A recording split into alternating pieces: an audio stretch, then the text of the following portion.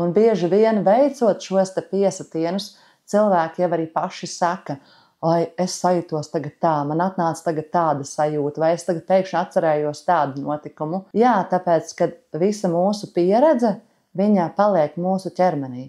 Visi tie notikumi, kas ir tavā dzīvē bijuši, visas tās sajūtas, ja tu viņas neesi izstrādājis, viņas ir palikušas tavā ķermenī. Un būtībā slānītais slānītim, tu esi viņas tā kā iespiedis tur dziļi, un tad, kad ķermenis jau vairs nevar izturēt, tad viņš, klausies, tagad man ir pat daudz, davai, es bliezīšu ārā slimību vai simptomu. Un es zinu, ka šīs kādam var ļoti kaitināt, un kāds var teikt, nē, noteikti tā nav.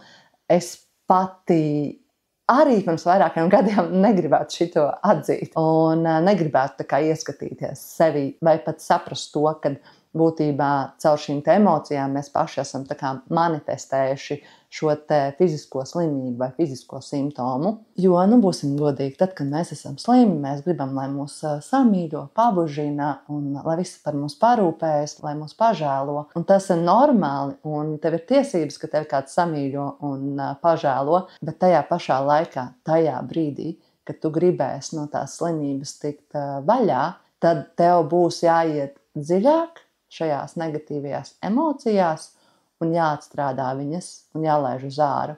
Un tas nebūtu nav neviegli, tas nebūtu nav tik ātri un tas nebūtu nav tik viegli kā izdzert tabletīti vienu, lai sāpes fiziskās pāriet. Nē, bet tas ir ilgstošs process, kura laikā var diezgan pamatīgi mainīt sevi gan fiziski, gan enerģētiski un patiesībā mainīt arī savu dzīves kvalitāti.